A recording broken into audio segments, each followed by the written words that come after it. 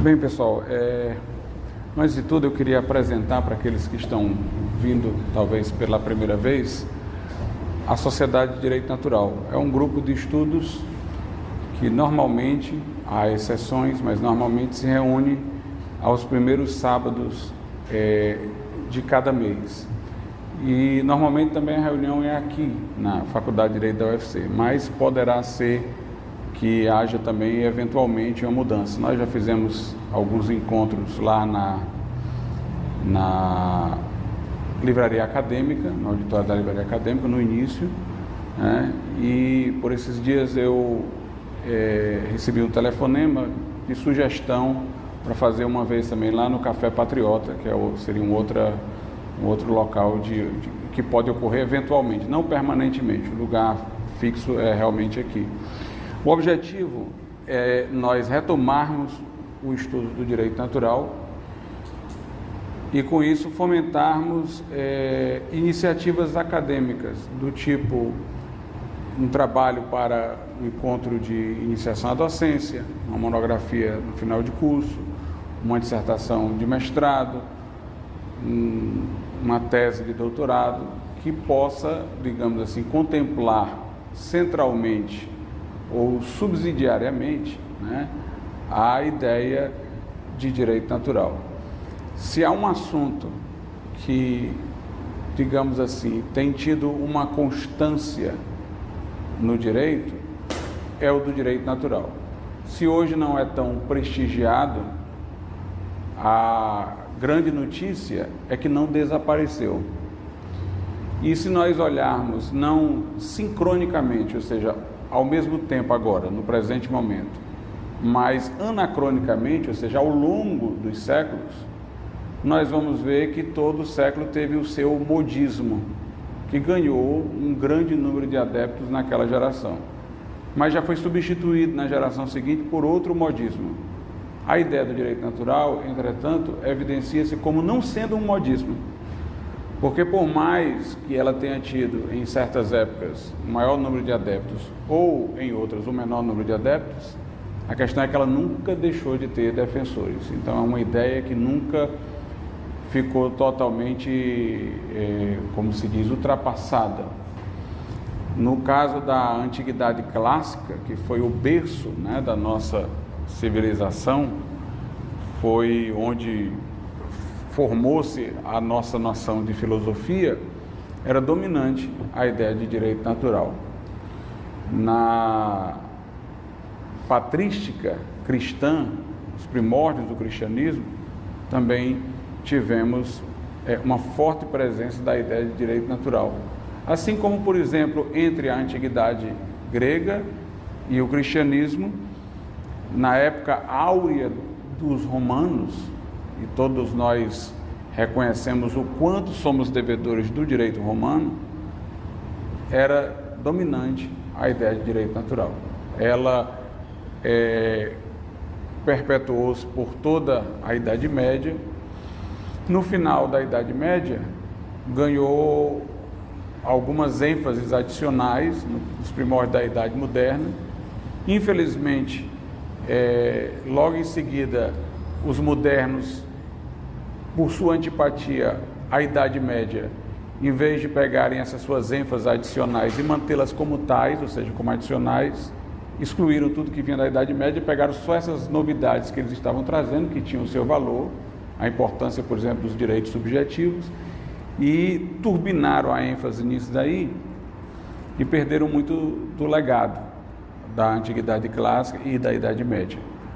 Depois veio o positivismo. Mas mesmo na fase áurea do positivismo, nunca deixou de haver defensores do justnaturalismo.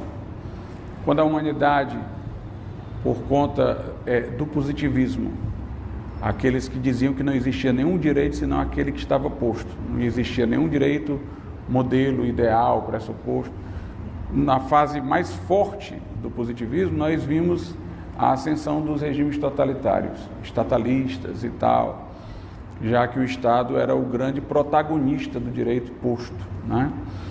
E nesse momento a humanidade sofreu o impacto de regimes desumanos, como o nazismo e o fascismo. No pós-guerra, há uma reabilitação do direito natural, uma grande febre justnaturalista. Todo mundo, de repente, volta àquilo que havia deixado para trás. O Tribunal de Nuremberg, que vai julgar os generais que cometeram todas aquelas atrocidades durante o regime nazista, foi um tribunal professadamente justnaturalista.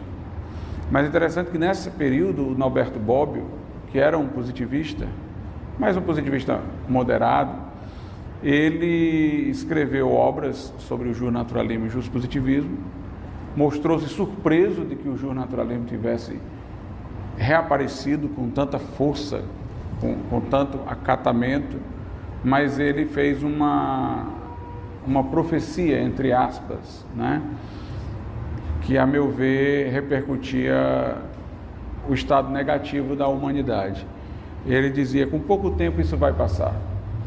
Basta que as pessoas esqueçam o que sofreram durante o nazismo, que vão deixar de lado essa ideia do justnaturalismo. E ele não disse isso lamentando, ele disse isso querendo que acontecesse. Porque ele havia feito toda a sua fama, digamos assim, intelectual, na defesa do positivismo, antes da guerra.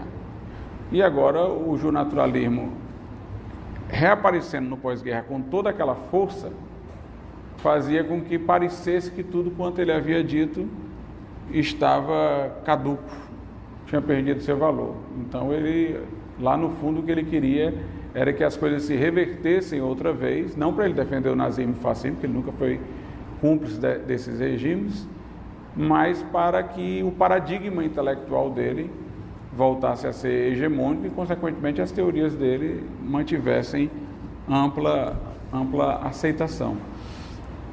Então, volta o positivismo novamente. Agora nós temos o neopositivismo, o pós-positivismo, que são formas de positivismo mais flexíveis, mas ainda temos a ideia de direito natural sustentada por muitos, né?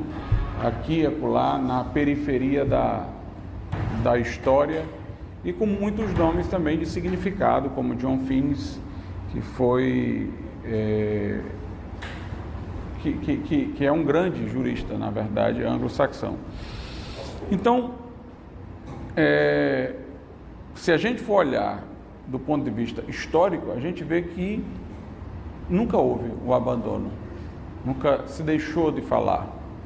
Até porque o homem, ele tem essa necessidade que não é física, mas é psíquica, e para quem quer aprofundar é espiritual, de não aceitar simplesmente as coisas como estão porque elas estão, particularmente se estas coisas não pertencem ao âmbito da natureza, mas da cultura. Ou seja, deve haver a forma melhor de se fazer, deve haver a forma certa de se fazer. Eu devo ter um parâmetro pelo qual posso aperfeiçoar as instituições, posso melhorá-las, posso torná-las, digamos assim, mais condizentes com o que é melhor para o ser humano. Então, sempre haverá essa necessidade de se ter algum parâmetro ideal para aquilo que está colocado poder ser avaliado, quer no sentido de aprovação, quer no sentido de desaprovação. Mas vamos entender, enfim, o que seja o direito natural. Aristóteles talvez tenha sido, dentre os gregos, o maior filósofo do justnaturalismo, embora nós encontremos alusão ao direito natural entre os poetas gregos, entre vários filósofos gregos, também entre os romanos. Cícero continuou também a se falar em direito natural. Os estoicos também são considerados grandes defensores do direito natural, mas nós destacamos a figura de Aristóteles. Muita coisa que Aristóteles, digamos assim, defendeu na prática, ou muita coisa que ele aceitou na cidade grega, não estava de acordo com o direito natural. Mas isso não desmerece a sua teoria do direito natural. porque a sua teoria estava correta. Ele é que não soube, em alguns casos, aplicá-la pela acomodação intelectual, ou seja, uma tendência do ser humano de aceitar aquele que é regular, habitual, costumeiro na sua sociedade, uma tendência que as pessoas normalmente têm, né? De legitimar aquilo que todo mundo está fazendo e tal. Aquelas coisas que ele equivocadamente aprovou não se deduzem dos postulados que ele estabeleceu para o direito natural. Adequadamente não se deduzem, né? Portanto, a teoria dele está além das posições que ele assumiu, até porque a teoria dele, como eu disse, representa não o desenvolvimento de uma pessoa, de um intelectual em particular, mas ela corresponde a uma necessidade humana, e ele nem desenvolveu como pioneiro, mas ele pegou de outros que vinham dizendo algo e amadureceu. Então, o que Aristóteles percebeu na sua genialidade foi que as coisas no mundo em que estamos se orientam para um fim. O seu pensamento era teleológico, não é teológico. Teológico seria referente a teos, a Deus. Teleológico é de telos, que quer dizer fim, finalidade. Então ele percebeu que tudo existe para cumprir uma função, né? Os órgãos do nosso corpo, eles cumprem uma função. Aí a gente fala no aparelho digestivo, onde cada órgão cumpre um papel no processo de digestão. Um aparelho respiratório, né? Onde cada órgão cumpre uma função ligada à respiração. Então ele disse, olha, tudo que existe para cumprir uma finalidade. Existe tendo em vista uma finalidade. Se nós temos mãos, é porque é para pegar. Nós temos uma boca, é para falar, é para se alimentar. Nós temos os olhos para que possamos ver. Tudo se orienta a uma finalidade. Tudo tem um propósito.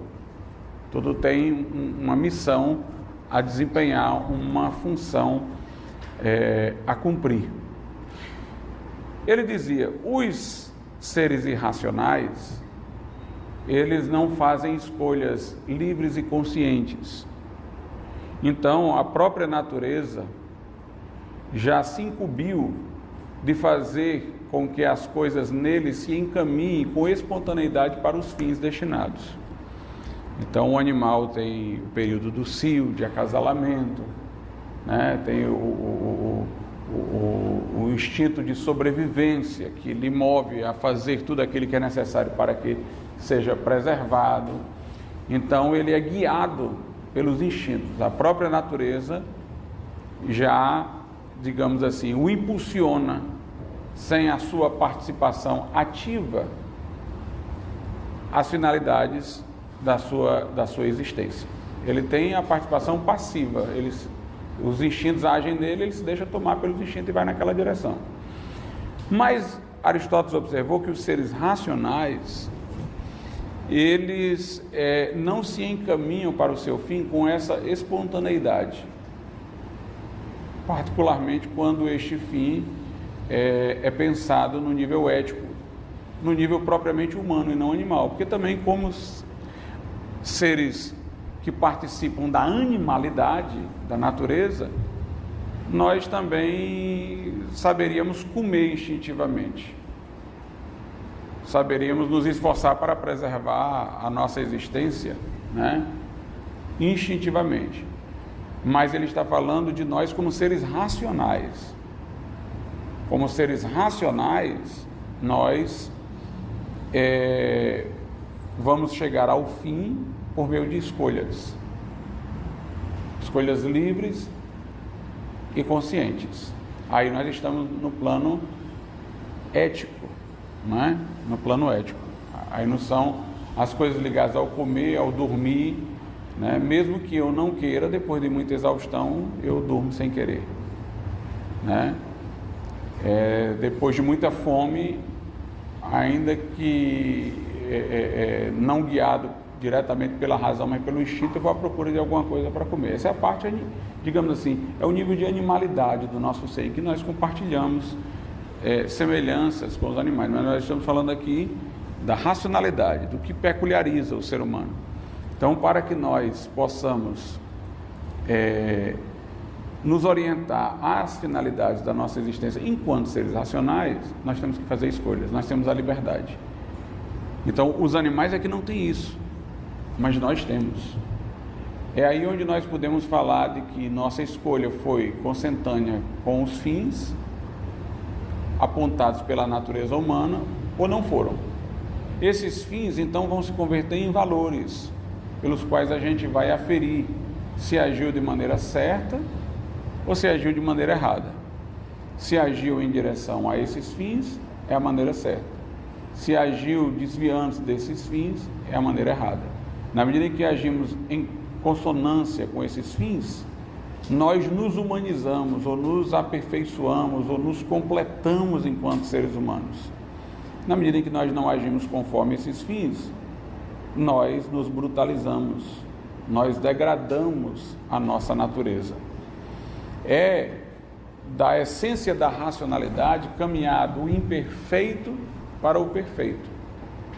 Então, o homem racional é um homem que quer sempre se aperfeiçoar, quer sempre se aproximar mais das finalidades do seu ser, daquilo para o que a natureza aponta, né? O nosso destino é o aperfeiçoamento.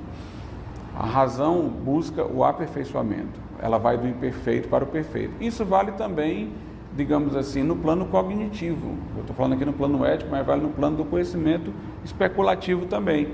Eu olho vários seres humanos, eu tenho um conhecimento que eu adquiro pelos sentidos. Eu estou vendo aqui vários seres humanos que são os meus sentidos, a minha visão que está me permitindo ver todos vocês, mas daí a minha reflexão vai mais além. Eu vou refletir sobre o que há de comum entre todos vocês, aquilo que não é de um e de outro, mas de todos. Aí eu chego à essência humana.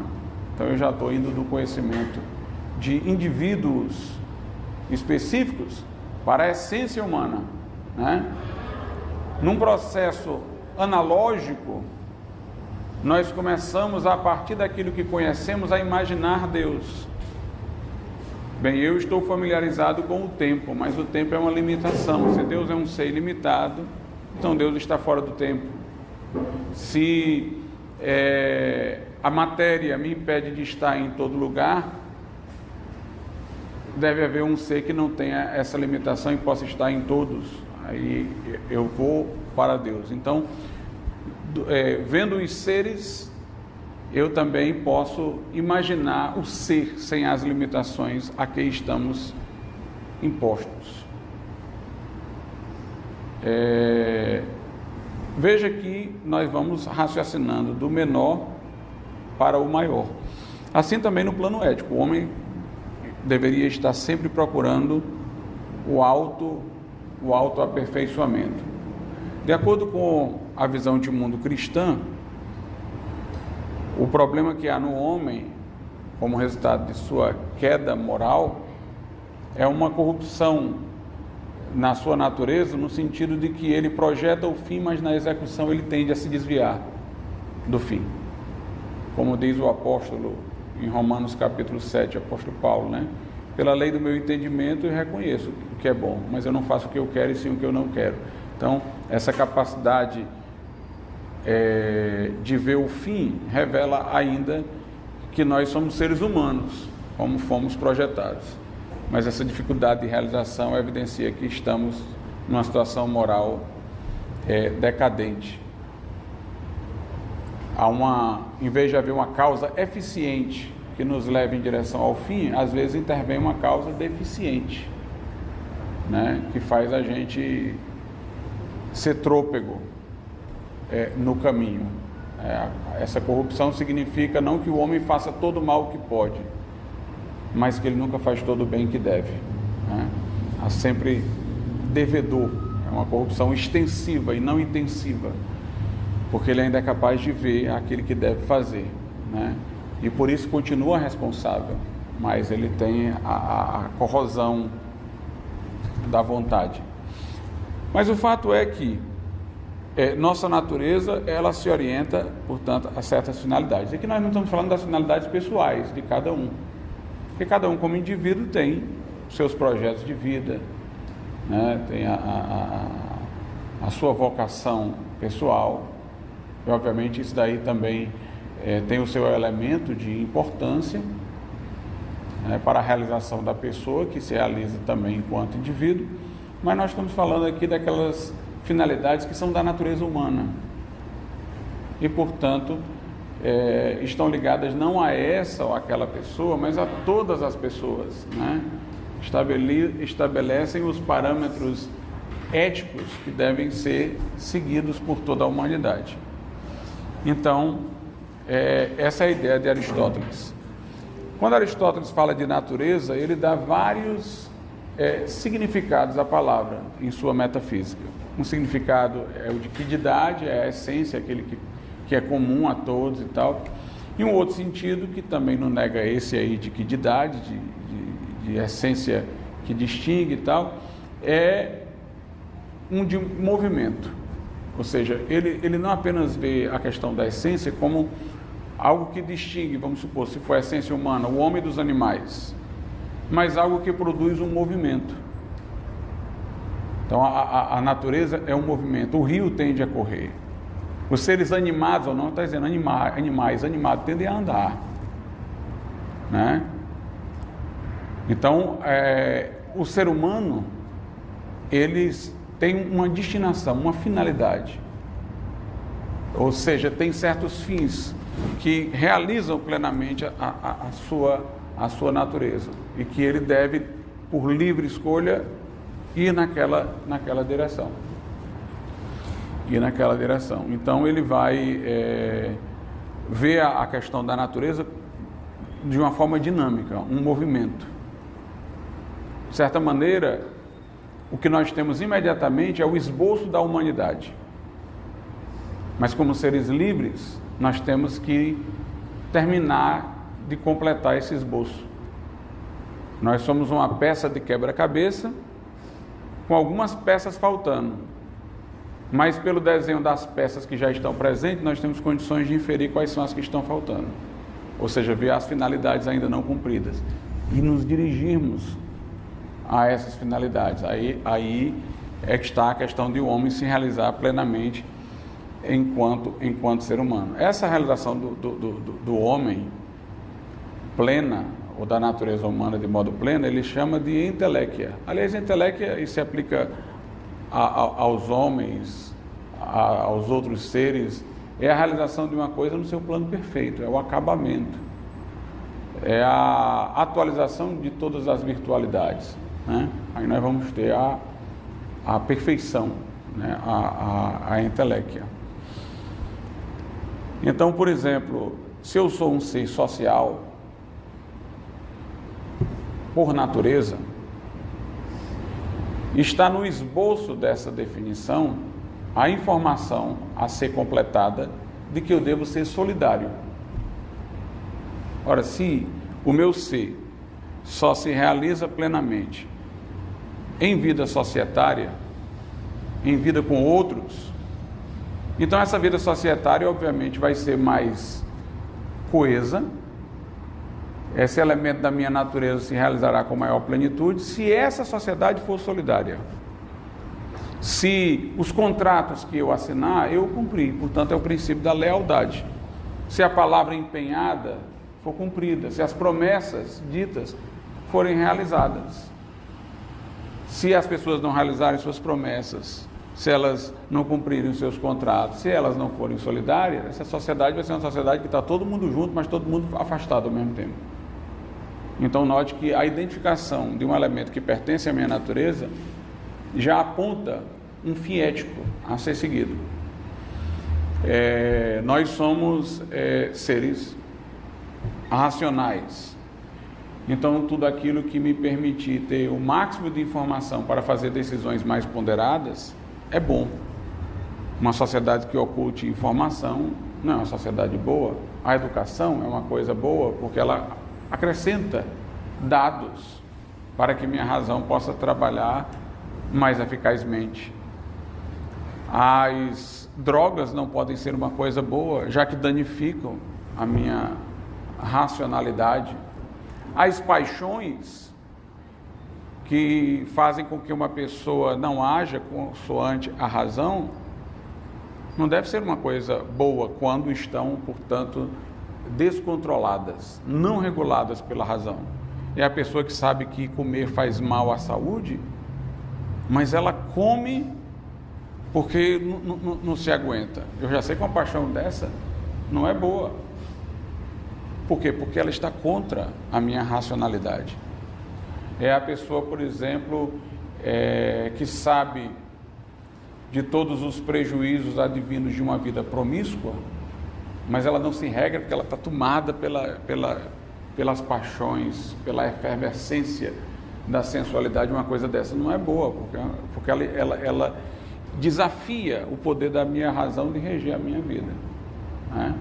Daquilo que eu não posso regular, não posso colocar sob a égide da razão, não pode ser uma coisa boa. Daí o apóstolo Paulo uma vez dizer, né? Todas as coisas me são lícitas, mas nem todas me convêm. Todas as coisas me são lícitas, mas eu não me deixarei dominar por nenhuma delas.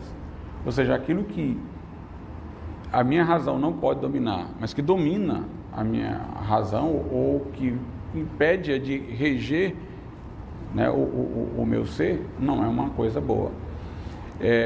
Não está de acordo com a finalidade da minha existência. Me brutaliza, me coloca como um animal, que é tomado pelos instintos e que não rege pela racionalidade. Não me faz humano.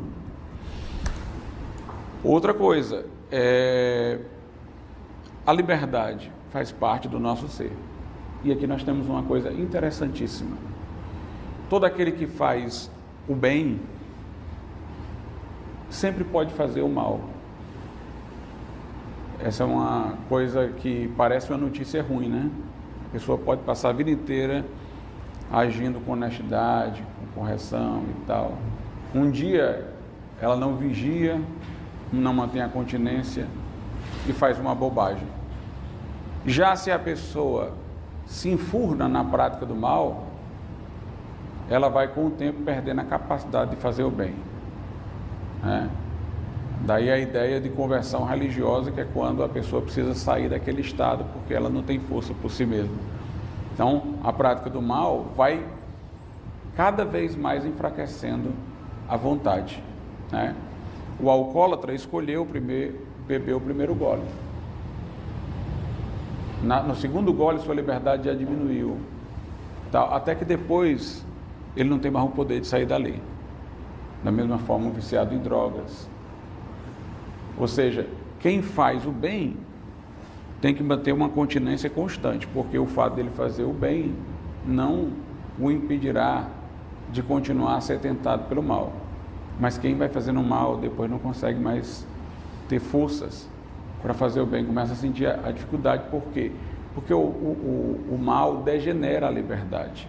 O bem não degenera, conserva. A liberdade é um bem, ser livre por si só é um bem. Então, agindo de maneira adequada, a não ser como na visão judaico-cristã, quando um dia entrarmos na eternidade, que a eternidade, por definição, é um estado que permanece, mas enquanto estamos aqui, agindo no tempo com liberdade, fazendo as escolhas certas, né, a gente tem que manter ainda a vigilância, que a gente pode fazer errado. O bem não degenera a liberdade, porque a liberdade é um bem. É um bem do qual pode vir o mal, mas ela é um bem. Mas se a pessoa faz o mal, ela vai perdendo a sua liberdade, vai degradando a sua liberdade. Então eu devo agir de uma maneira que me faça humano. Agir de uma maneira que me faça humano é agir de uma maneira que me faça mais racional, mais social, mais livre. Então, quando eu começo a entender aquilo que faz parte da natureza humana, aquilo que me distingue dos animais, aquilo que me peculiariza como ser humano, eu vou entendendo quais são as finalidades da minha existência. Ou seja, definir a essência é definir ao mesmo tempo um movimento. É definir ao mesmo tempo aquilo para o que uma coisa tende, né? E agir dentro disso é encaminhar-se para a inteléquia, para a perfeição da natureza.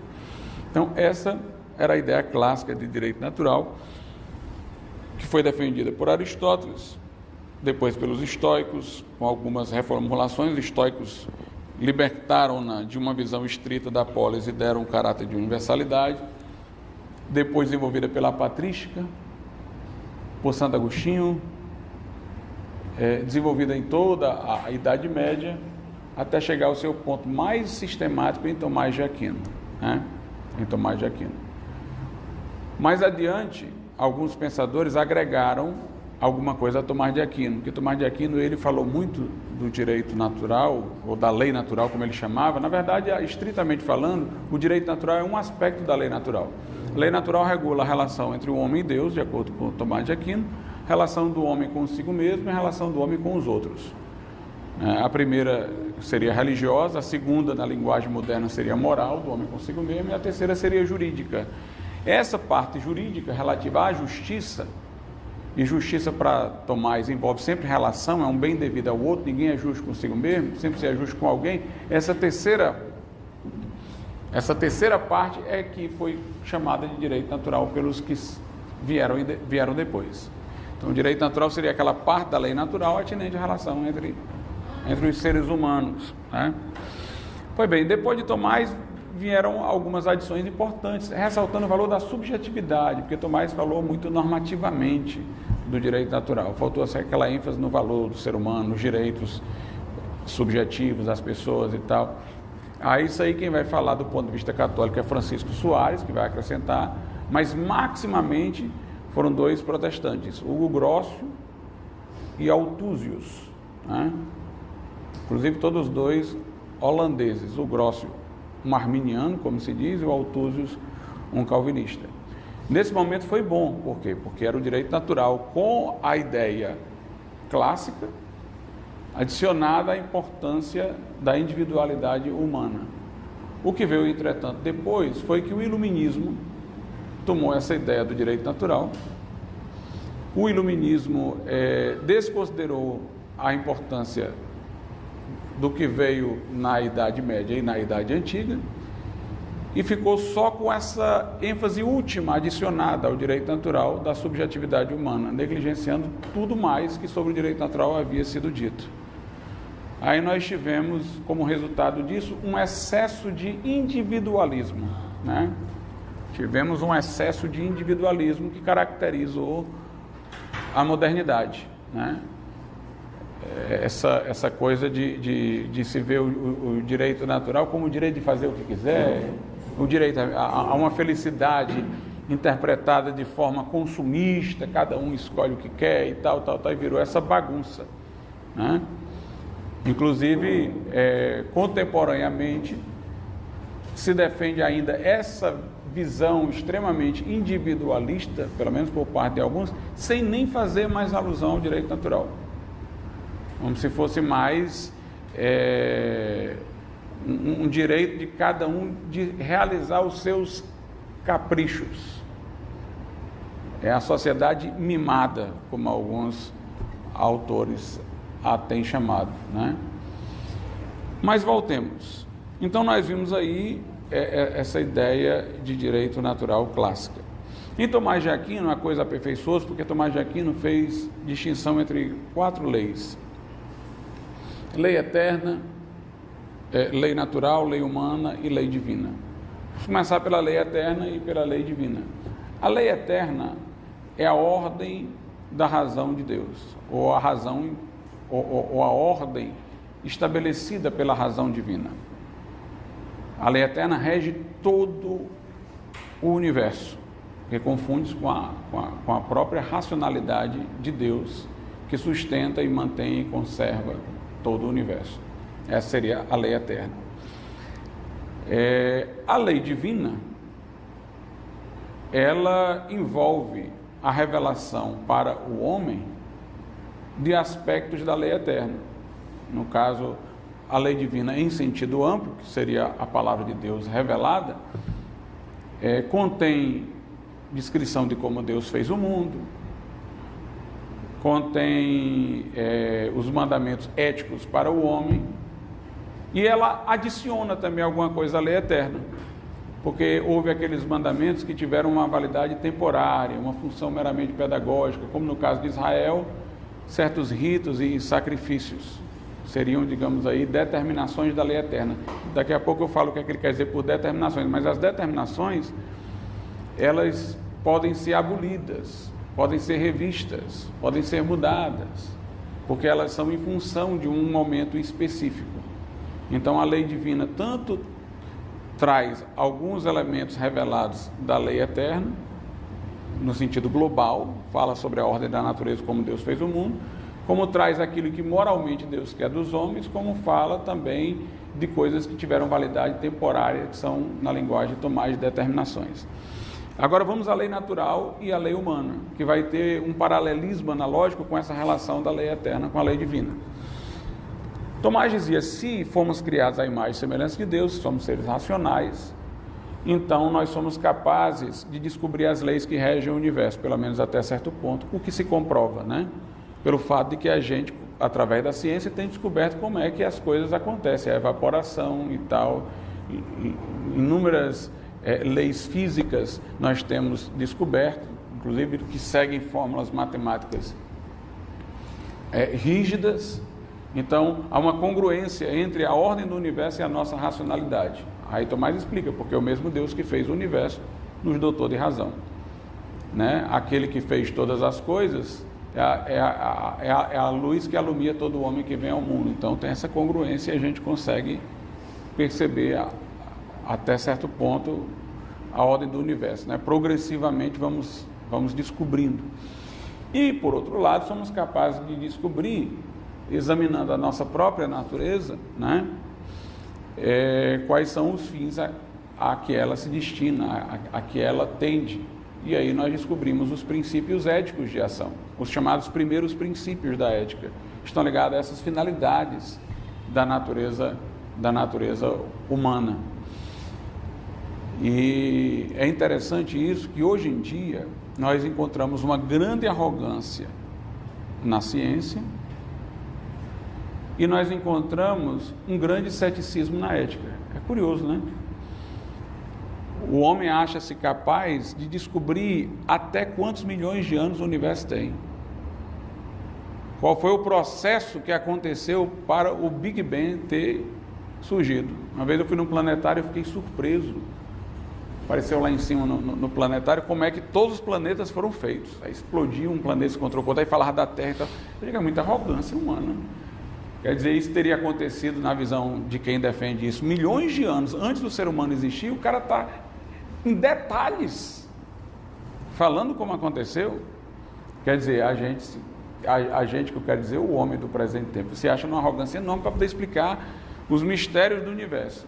Aí quando chega na hora da ética, o que é que você vai fazer aqui? É certo ou errado? Não, quem sou eu? Ninguém sabe o que é certo e o que é errado. Isso é uma coisa incognoscível e tal, é relativo. Quer dizer, é como disse alguém, né? Dizendo-se sábios, tornaram-se loucos, porque o cara saberia todo o universo e ele não sabe o que é certo e errado numa situação específica em que ele está. É um desnível, né? Fora do comum, nós sermos céticos na ética e sermos tão crédulos na capacidade de desvendar a estrutura do universo. Como é que a gente desvenda a estrutura do universo e não desvenda a nossa própria estrutura racional, pela qual se nos apresentam as finalidades para que tendem a nossa natureza, e delas fazemos os primeiros princípios da ética para nortear o nosso agir? Como é que a gente não é capaz? O próprio Sócrates, ele mudou o paradigma da filosofia quando ele disse, bem, antes de mim, os filósofos, os fisicistas, como Anaximandro, Tales de Mileto, Anaxágoras, Anaximenes, todos eles queriam sondar os mistérios do universo. Ele diz, mas por que eu quero sondar os mistérios do universo? A substância de que o universo é feito, ou se veio de 4 substâncias, como disse Empédocles, ou de uma só e tal. Para que eu quero saber se tudo é o seu, se tudo flui, como disse Heráclito, se eu não sei nem sobre mim mesmo? Aí ele pegou por lema aquele que ele viu no oráculo de Delfos, né? conhece-te a ti mesmo. Ou seja, eu quero conhecer a mim mesmo, eu não quero ter essa ambição de conhecer tudo, eu quero conhecer pelo menos o que eu tenho que fazer. Então, para ele, deveria ser um investimento muito mais frutífero o homem investir em conhecer a ética, os assuntos humanos, do que conhecer todas aquelas coisas que estavam muito mais além da nossa percepção imediata. Mas o homem de hoje é o contrário, ele acha-se arrogante para entender tudo por aí. Não, mas o que eu vou fazer amanhã, o que é certo e errado para o ser humano, nós não sabemos. Pois bem, então Tomás vai dizer que a lei natural é a participação da razão humana na lei eterna, ou a participação da racionalidade humana na razão divina. Essa participação da racionalidade humana na razão divina é que nos permite, já vimos no âmbito das ciências especulativas, ver as estruturas do universo, conhecer as regularidades do universo, né, até decifrar o que acontece no universo com fórmulas matemáticas.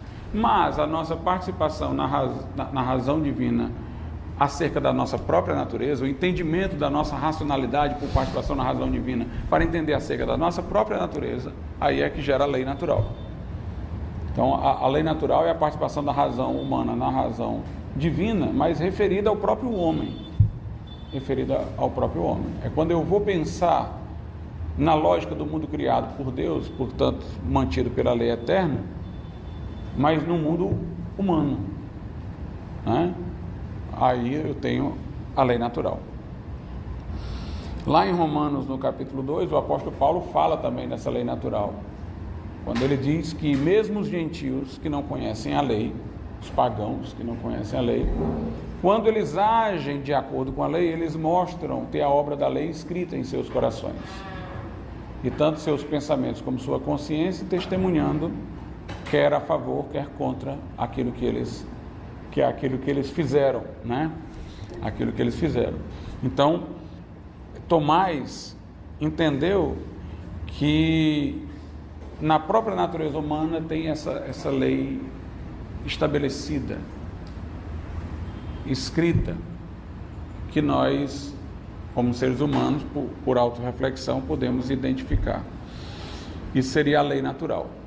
Mas a lei natural teria apenas os princípios primeiros, como, por exemplo, eu devo ser leal, eu devo ser honesto, eu devo ser justo com o meu próximo, eu devo falar a verdade, não mentir, eu não devo matar e tal, essas coisas assim bem elementares, os primeiros princípios. Dos primeiros princípios, vêm as conclusões. Na verdade, por exemplo, o primeiro princípio não é nem que eu não devo matar, o primeiro princípio é que eu devo fazer o bem ao meu próximo. O não matar já é uma conclusão. Se eu devo fazer o bem ao próximo, eu não devo matar. Se eu devo fazer o bem ao meu próximo, então eu não devo furtar. Então, para ele, o que nós aprendemos com imediatez são os primeiros princípios. Ele diz, esses primeiros princípios todo homem deve reconhecer, porque eles são a condição de validade do discurso ético. Não dá nem para discutir eticamente se eles não forem reconhecidos. O cara está discutindo aqui comigo. Se ele não presume que falar a verdade seja um valor, se para ele tanto faz falar a verdade como mentir, por que ele está discutindo comigo, eu estou discutindo com ele? Nem sentido faz. Então, eles são condições da própria viabilidade do discurso ético. Assim como o princípio da não contradição é uma condição de validade do discurso especulativo e de todo o discurso em geral. O princípio da não contradição diz que uma coisa não pode ser ela e o que nega ela ao mesmo tempo sob o mesmo aspecto. Esse princípio é condição da razão especulativa e da razão em geral. Por quê? Porque se uma pessoa tentar me convencer de qualquer coisa, inclusive de que não há o princípio da não contradição, ela precisa dele. Ela vai dizer, o princípio da não contradição é falso, porque tarará, tarará, tarará, ela está presumindo que se os argumentos dela são válidos, e o princípio da contradição não existe, quem diz que ele existe está errado, porque dizer que ele existe e que ele não existe, ao mesmo tempo, sob o mesmo aspecto, não podem os dois estarem certos. Então, até quando se tenta negar, se presume. Ele diz assim como existem os princípios da razão especulativa, A é igual a B, B é igual a C, então A é igual a C, o todo é maior do que a parte, esses princípios ninguém discute, se presume. Assim também existem os primeiros princípios da eticidade, né? Agora, dos primeiros princípios vêm as conclusões.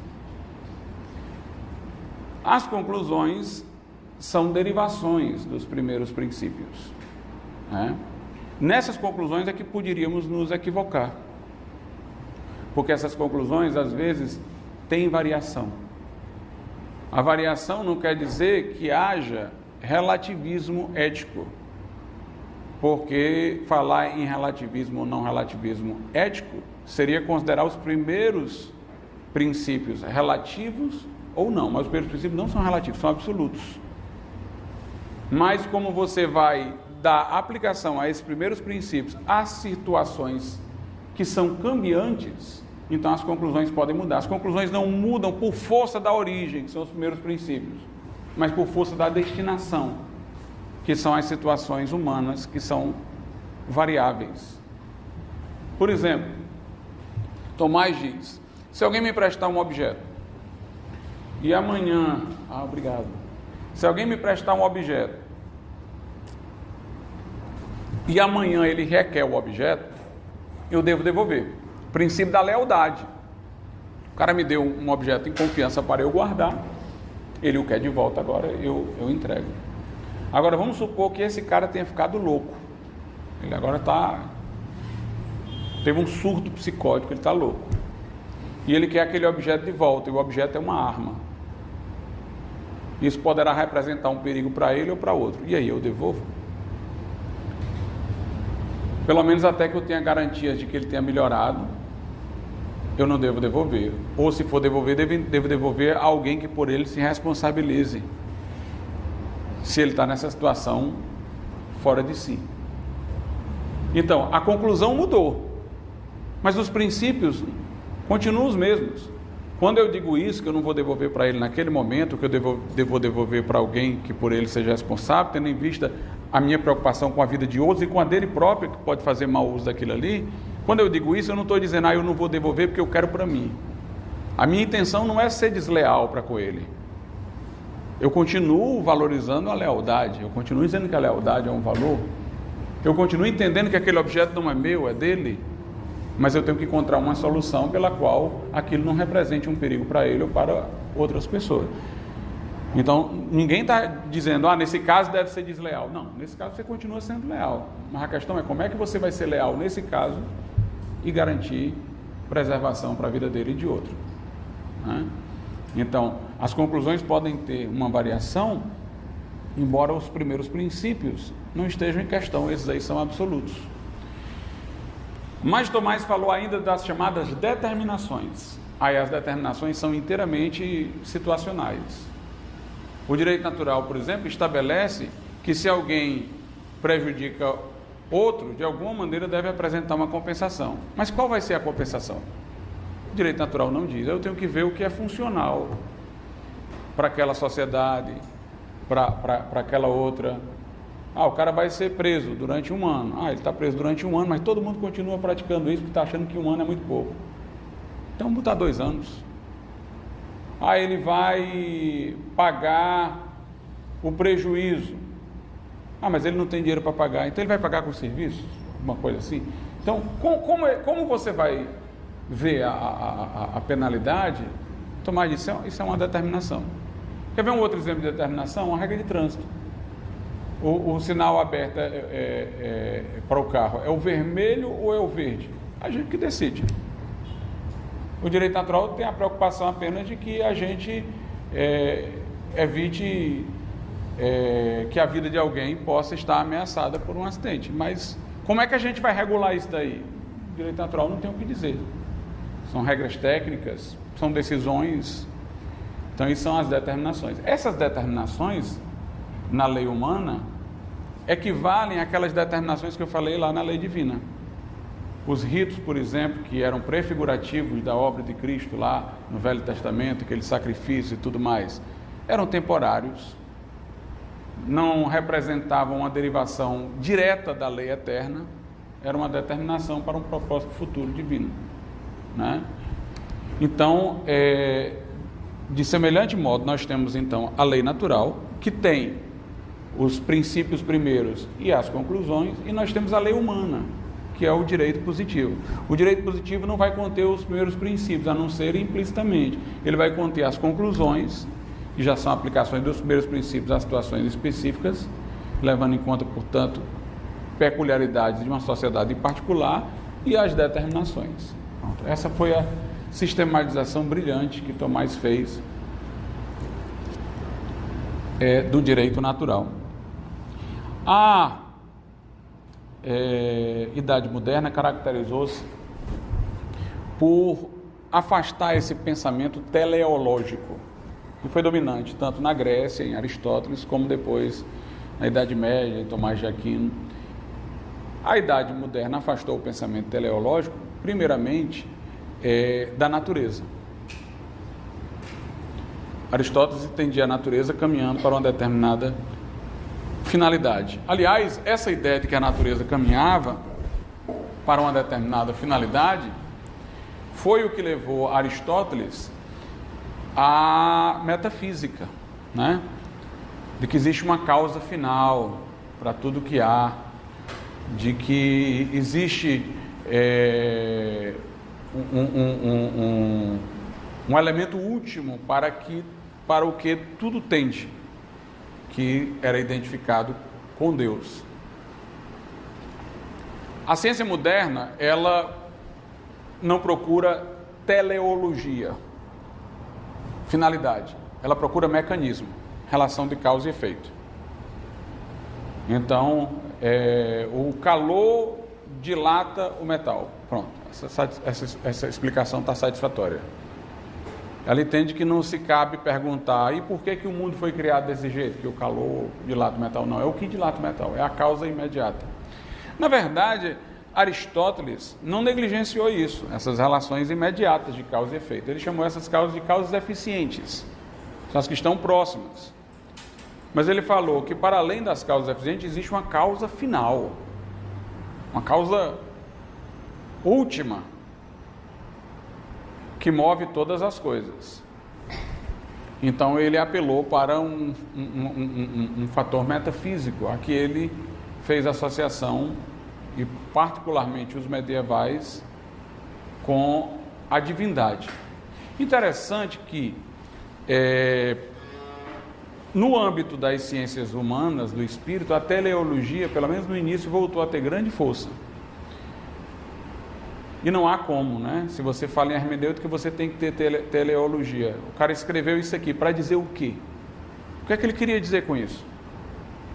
A gente fez uma cadeira, uma mesa, para quê? Você é incapaz de compreender um objeto cultural sem identificar a finalidade dele, né? Então, até o século XIX, as ciências da natureza tornaram-se dominantes. Naquele período ali, tudo era causa, efeito, causa, efeito, causa, efeito, causa, efeito. Aí, Dilthey, Rickert e outros reclassificaram as ciências, falaram das ciências da natureza e falaram das ciências que Dilthey chamou do espírito, Rickert da cultura. Aqui no Brasil a gente gosta de chamar de ciências humanas. São ciências hermenêuticas, porque envolvem a interpretação, a compreensão daquilo que o homem faz e produz. Mas para eu entender o que o homem faz e produz, eu tenho que entender o para quê. Compreender uma coisa que o homem fez é compreender a finalidade para a qual foi feito. Então aí entra a teleologia. Mas as ciências da natureza, não, ficaram só no plano das causas eficientes, causas imediatas. Ficou considerado como sendo anticientífico perguntar se aquilo ali tem algum propósito, se aquilo ali tem algum sentido. Não, isso aí é coisa para religião. Isso daí não é coisa para a ciência, né? Interessante que C.S. Lewis disse algo muito relevante, né? C.S. Lewis diz o seguinte, que a ciência se vê como substituta da religião. A religião era ignorante, nós agora explicamos o que a religião tentava explicar. Ele diz, a ciência nunca foi substituta da religião. Ele diz, a ciência foi substituta da magia. Porque o que é que o mágico quer? Dominar as forças da natureza. A religião não quer isso, a religião quer descobrir o Deus que criou todas as coisas e se relacionar com ele. A mágica é que quer.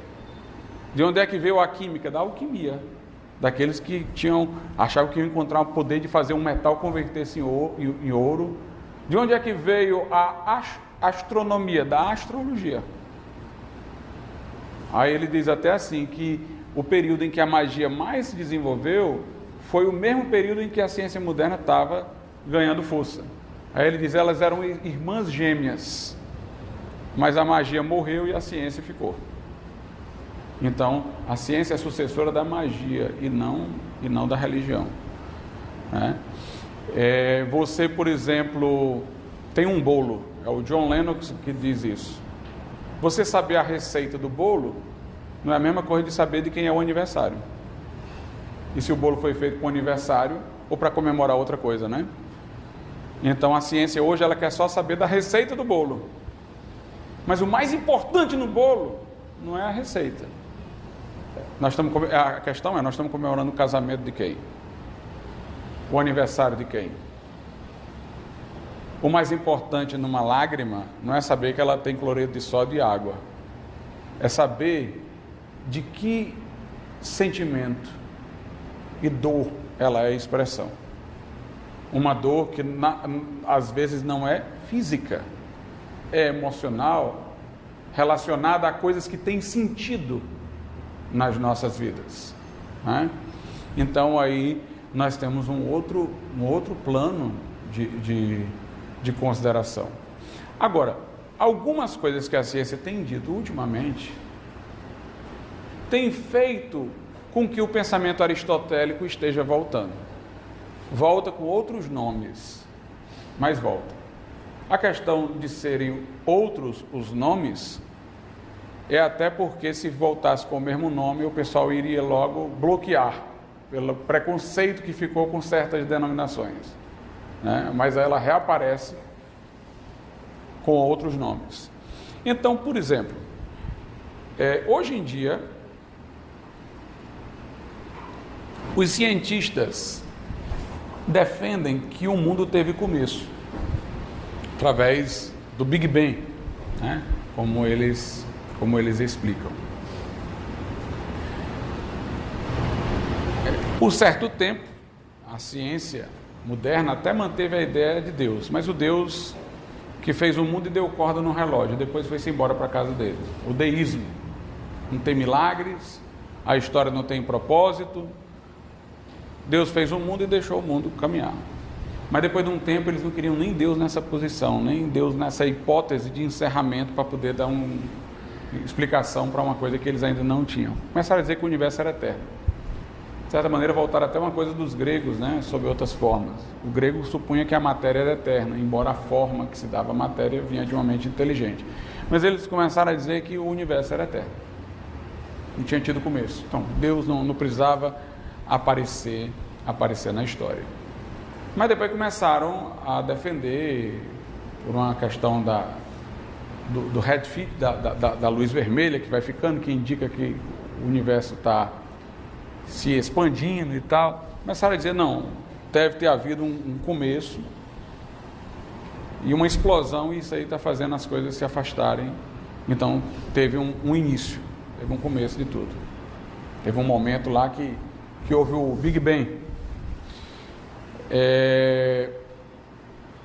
Einstein ficou extremamente perturbado com essa ideia, porque ele não queria trazer nenhuma hipótese teológica para a origem do universo, e dizer que o universo teve começo parece necessariamente evocar algum ser transcendente que lhe tenha dado o começo. Ele ficou extremamente perturbado, criou até um fator lá que seria para explicar isso aí e tal, e depois ele admitiu, esse fator eu inventei tentando salvar a coisa, mas eu vi que não dá certo mesmo e tal.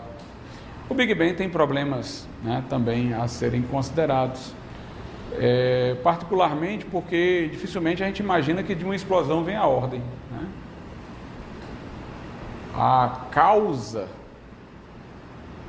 não pode ser, digamos assim, inferior ao efeito. Todo ser que leva o outro à perfeição deve ter ele próprio a perfeição a que leva o outro. A causa contém o efeito. Ela não pode ser inferior. Então, se eu explodir uma casa, eu não tenho a Disney, né? A explosão gera desarmonia, desorganização e tudo mais. Tem outros problemas também ligados à teoria do Big Bang. Mas não deixa de ser interessante tomar, né, sem entrar nas outras discussões, essa coisa para o que tende a ciência hoje de admitir que teve um começo. Não, teve um início. Teve um começo. Inclusive, tem uma coisa interessante na teoria do Big Bang, é porque antes do Big Bang não havia tempo. Porque tempo está associado a movimento. Então, aquele grãozinho, que era um grãozinho, o universo todo veio de um grão. Alta condensação de energia daquele grão explodiu e formou tudo isso aqui. É preciso muita fé, né? Mas a questão é que eles vão dizer que antes daquela explosão não havia tempo. O tempo é a sucessão. Quando houve a explosão, começou o tempo. Então, o tempo foi criado. O universo teve início. E com o início do universo, surgiu o tempo. Agora, para haver a explosão, alguma coisa aconteceu. E a pergunta é, se não havia o tempo e se tudo permanecia o mesmo, o que é que fez acontecer? Dizem os defensores do Big Bang que uma primeira fração de tempo ali que surgiu não seguiu as leis da física que nós temos hoje. Ou seja, a própria explosão não pode ter seguido as leis da física, porque as leis da física surgiram com a explosão. O mundo do qual veio a explosão é que veio, e na explosão as leis da física apareceram. Então, aquilo que deu ocasião à explosão não veio das leis da física. O que é isso? Milagre, não é não? O que é um milagre? Um milagre não é aquilo que não pode ser definido pelas leis da natureza? Então, para que houvesse a explosão e surgisse o universo com as suas leis, alguma coisa tem que ter acontecido e essa coisa não estava submetida às leis. É a definição que a gente dá de um milagre. Um milagre teve que acontecer. Essa ideia do Big Bang tem alimentado, sem entrar em detalhes como foi que aconteceu, se não aconteceu, mas a ideia subjacente, o universo teve começo, o tempo teve princípio, tem alimentado a retomada do chamado argumento Kalam da existência de Deus, que tem sido muito enfatizado por William Lane Craig no nosso tempo, né? O que é que o Craig diz? Tudo que teve início tem que ter uma causa. Nada surge do nada. Se algo teve início, tudo bom, Ido? Se algo teve início, né? Então teve uma causa, alguma coisa causou o início. E o argumento aí de Aristóteles que volta é aquele de que existe uma causa não causada. Existe uma causa não causada, existe Deus na origem, que criou todas as coisas. Os existencialistas, mais particularmente Sartre, diziam que a ideia de Deus defendida aí é uma ideia contraditória, porque Deus seria a causa de si mesmo. Mas nós não dizemos que Deus é a causa de si mesmo. Nós dizemos que tudo que é contingente, ou seja, teve início, precisa de uma causa. Um ser que não teve início não precisa de uma causa. A causa não causada não é a causa de si mesmo, porque não teve princípio. Para ela ser a causa de si mesma, ela teria que ter não existido e ter existido, o que fere o princípio da não contradição. Em algum momento não existiu e ela fez ela própria existir. Realmente aí é ilógico. Mas nós dizemos que todas as coisas contingentes e que tiveram início precisam de uma causa. Aquele ser que não teve início não precisa de uma causa. Ele é causa, mas não é causado. Não seria a causa não causada. Então esse argumento foi retomado nas discussões por conta da questão do Big Bang. A outra questão é o argumento teleológico, era assim que era chamado por Tomás de Aquino em referência a Aristóteles, que seria a prova de que existe um projetista para o universo, que o universo veio de um ser inteligente, porque o universo está orientado para fins. E são seres inteligentes que criam as coisas orientadas para fins. Nós há pouco falamos aqui das ciências humanas, nas quais os objetos produzidos, que são objetos culturais, para que sejam compreendidos, eu preciso perguntar com que fim foram criados pelo homem. Né? Eu pergunto, o homem fez isso para quê? Para eu entender uma cadeira, uma mesa, não é pegar uma trena e ficar medindo as suas partes. É entender para que foi feito isso aqui. E essa pergunta do para quê é porque eu entendo que veio de uma pessoa inteligente. Né? As coisas que acontecem ao acaso, eu não pergunto quem foi que fez. Eu pergunto quem foi que fez quando eu vejo que aquilo ali é fruto de uma elaboração consciente. Então, quando eu pergunto qual é o sentido dessa cadeira, com que propósito foi feita essa cadeira, é porque eu presumo que tem um ser inteligente por trás, que fez, um ser humano. Né? Então, levantou-se novamente a questão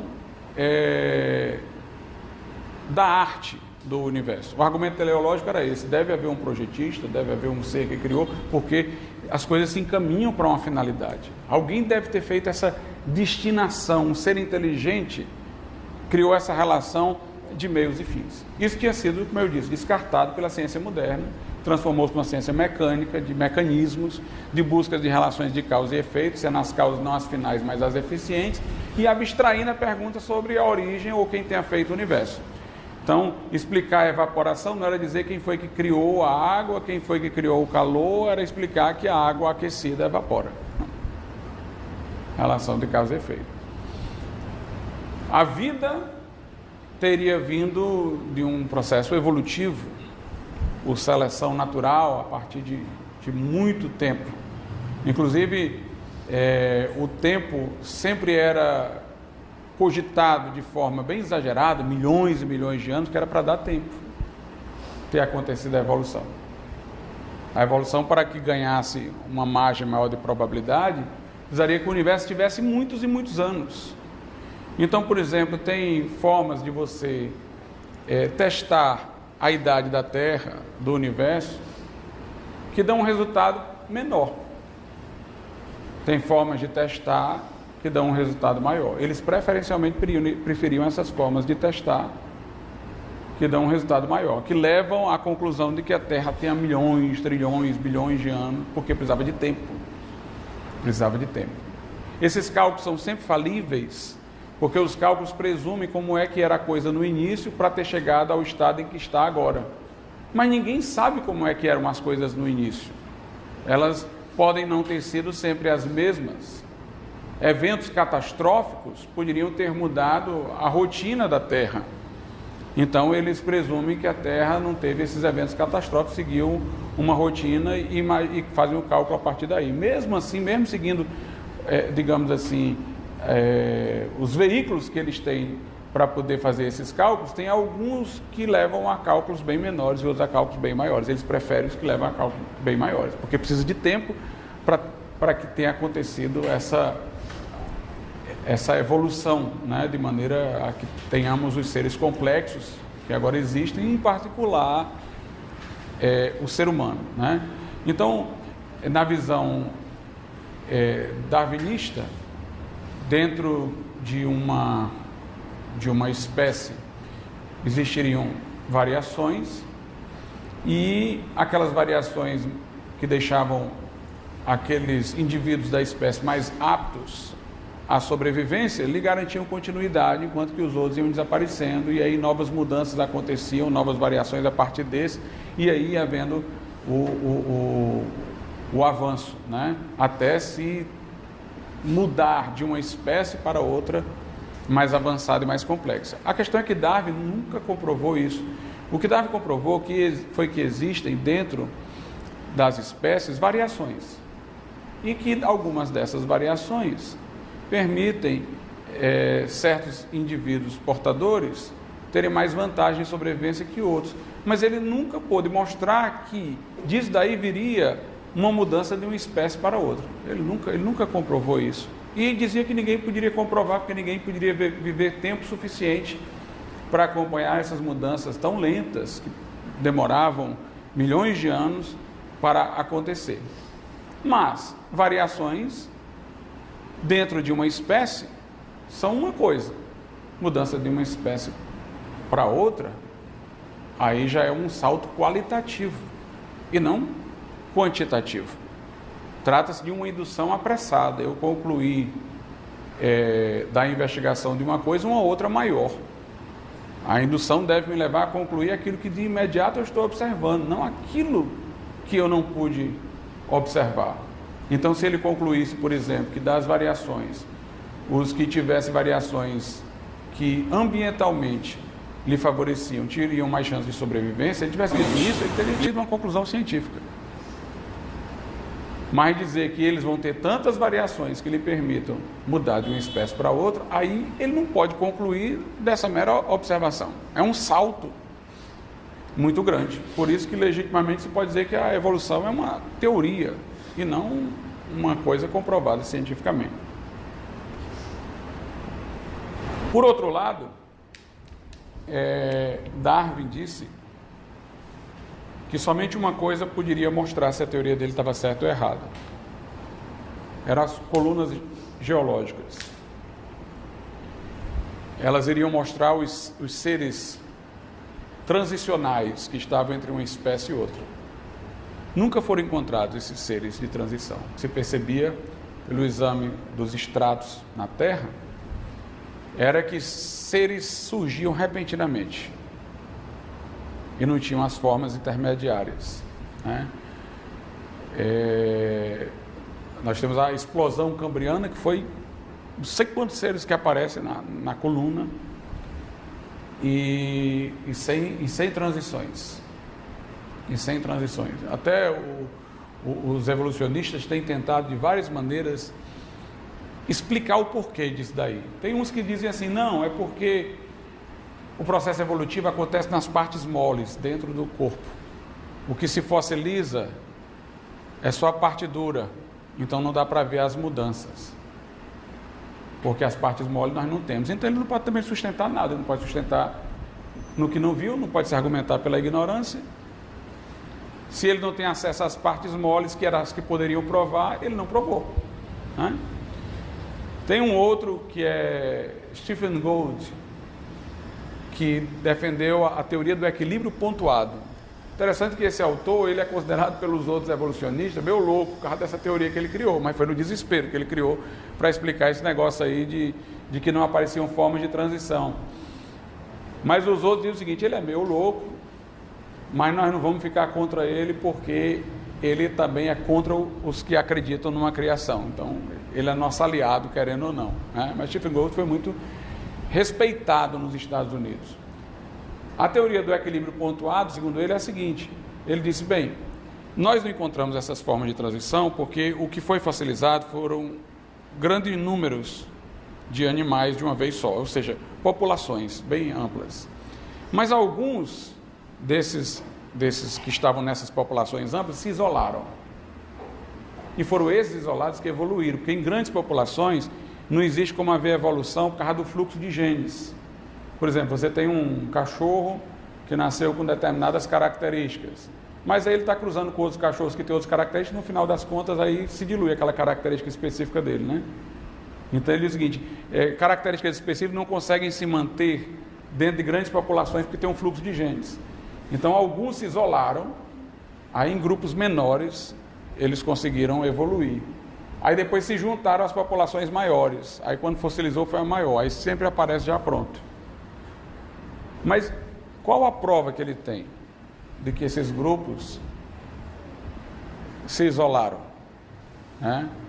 Ele não tem nenhuma prova disso. Então, nem os outros evolucionistas deram aceitação a essa afirmação. Então, houve grandes problemas. Um dos problemas, talvez grandes para a teoria da evolução concernente à origem da vida, tenha sido alguns sistemas complexos que o próprio Darwin, à sua época, já identificou, como, por exemplo, o olho. O olho, ele é um órgão composto de tantas partes interdependentes, é tão complexo que há dificuldade de imaginar como é que uma parte dessa aqui, sem a outra, podia ter qualquer tipo de funcionalidade. Né? Para que haja evolução, é preciso que alguma coisa que tinha uma funcionalidade numa época seja acrescentada a outra que tenha funcionalidade noutra época, que as duas se conjuguem e tal, e vão se harmonizando e tal.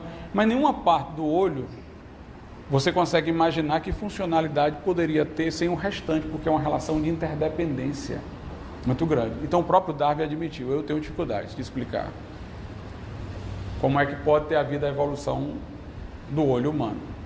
O Richard Dawkins, que escreveu O Delírio de Deus, não, Deus um delírio, né? É Deus um delírio.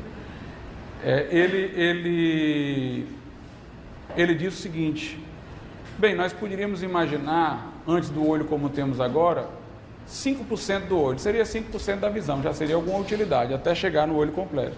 Mas quem foi que disse que 5% do olho é 5% da visão? Uma parte do olho sem o restante não permite ver. Aí ele disse, alguns seres unicelulares têm uma tela de pigmento que dá senso de direção. Então quem sabe disso daí evoluiu para o olho. Mas quando você vê o mecanismo pelo qual isso funciona, não tem nada a ver com o mecanismo pelo qual o olho funciona. Todas as situações que foram imaginadas como intermediárias entre o olho mais desenvolvido, como por exemplo dos animais e dos seres humanos, e outras coisas anteriores, não dão certo porque se percebe que o mecanismo de funcionamento é completamente diferente, não dá para ter evoluído de um para o outro, porque a evolução é por grau de complexidade, isso era menos complexo, aquele é mais complexo, mas aí você não tem grau de complexidade em gradação, você tem mecanismos completamente diferentes. Um outro elemento de sistema complexo é a coagulação sanguínea, que aí é todo um sistema de avisos, de monitoramento e tal, para garantir o nosso sistema de defesa, de imunidade, os anticorpos. A pessoa, quase tudo que nos ataca, a gente tem sistema de defesa. A gente vai para um lugar que uma bactéria que o nosso corpo nunca conheceu na vida nos ameaça, e o corpo, conseguindo ou não debelá-la, tem um sistema de defesa para ela. Como se ele já tivesse, digamos assim, na ficha policial, aquela bactéria. A gente já conhece quem é ela, vamos atacar. De onde é que conhece, né? É uma coisa, assim, impressionante, né? Impressionante. E outros sistemas complexos. Mas o fator que realmente desencadeou tudo foi a descoberta da complexidade da célula humana. Na época de Darwin, ele não sabia da complexidade que havia dentro da célula. Imaginava a célula como uma substância viscosa e tal, mas sem grande complexidade lá dentro. Mas quando se descobriu o que havia dentro da célula, particularmente o DNA, aí a coisa mudou. Michael Behe escreveu o livro A Caixa Preta de Darwin falando sobre isso, que dentro da célula há todo um sistema que assemelha-se a uma fábrica. Há máquinas lá dentro funcionando. Máquinas moleculares, como a que dá movimento a uma bactéria, que tem um eixo, tem um gancho, tem uma hélice, tem um motor.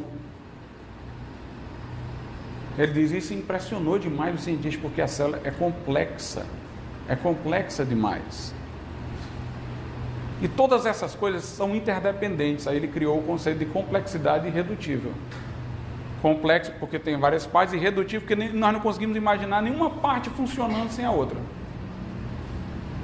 Como eu disse, o sistema de coagulação já era visto como complexo e irredutível, mas era mais visível, né? O sistema de defesa, o olho, a asa. Se você imaginar um ser com um comecinho de asa, mas que ainda não possa voar, isso é uma desvantagem, é mais fácil o predador pegá-lo, né? Ele vai ter dificuldade de equilíbrio. Ou você imagina a asa pronta e todo o sistema de equilíbrio para uma ave sair voando, que é uma coisa impressionante, ou se você imaginar qualquer coisa intermediária, algum desenvolvimento preliminar de uma asa e tal, aquilo ali só vai ser visto como uma desvantagem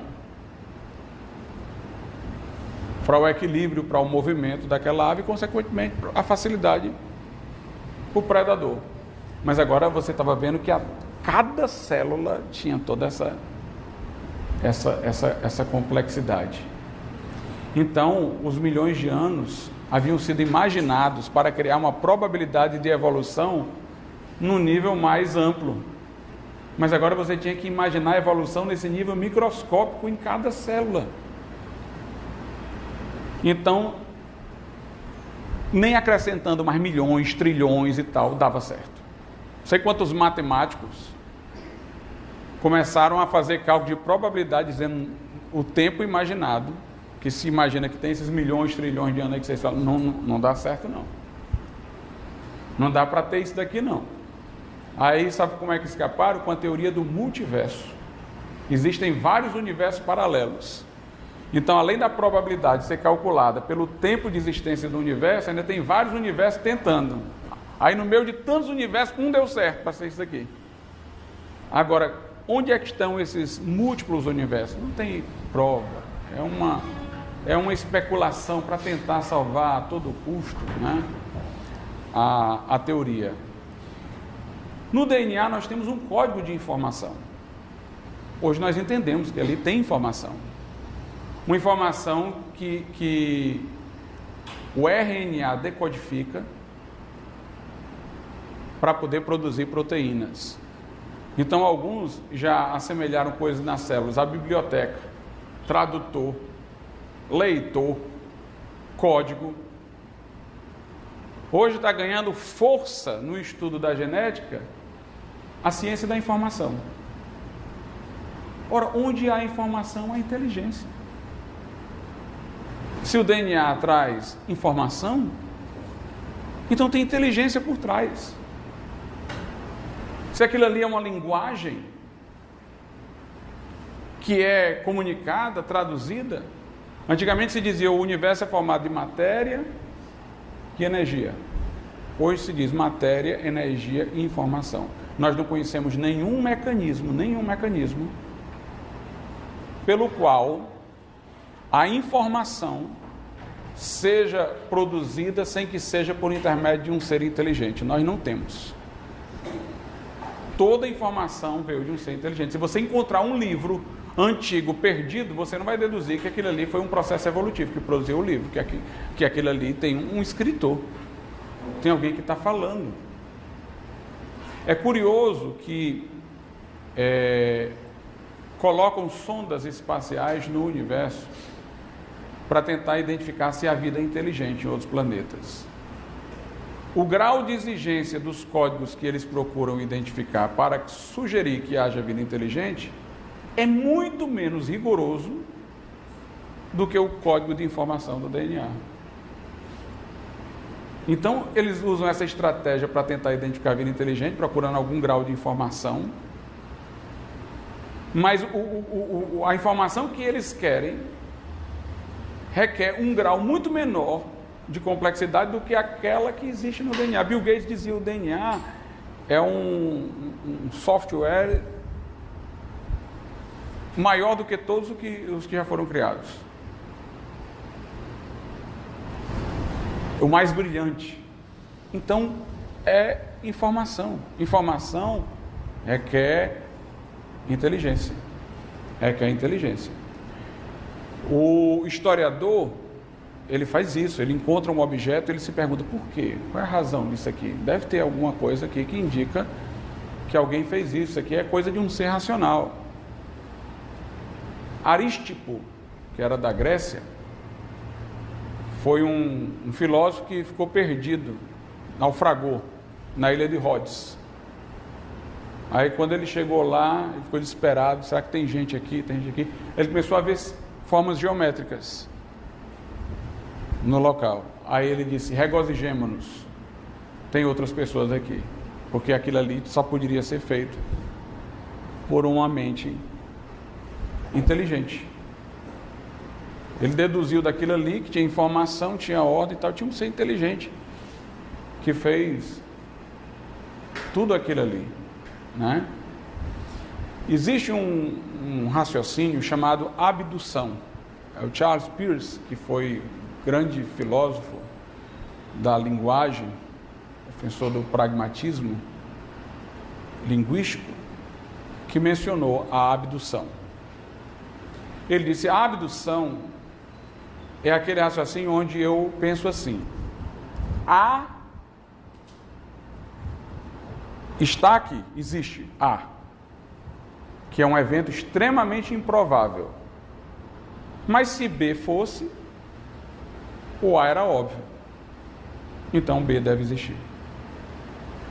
A abdução é um raciocínio pelo qual a gente, examinando o universo, procura a melhor estrutura para dar sentido ao que a gente constatou. Não é como a indução, porque você não está atrás simplesmente de uma lei descritiva. Você está atrás de uma estrutura maior, de uma visão global, que possa dar sentido ao mundo como você o está conhecendo. Isso seria a abdução. Então, por abdução, a gente deve reconhecer que tem uma mente inteligente por trás do universo. O investigador criminal usa a abdução. Ele procura uma narrativa para explicar os indícios que ele encontrou.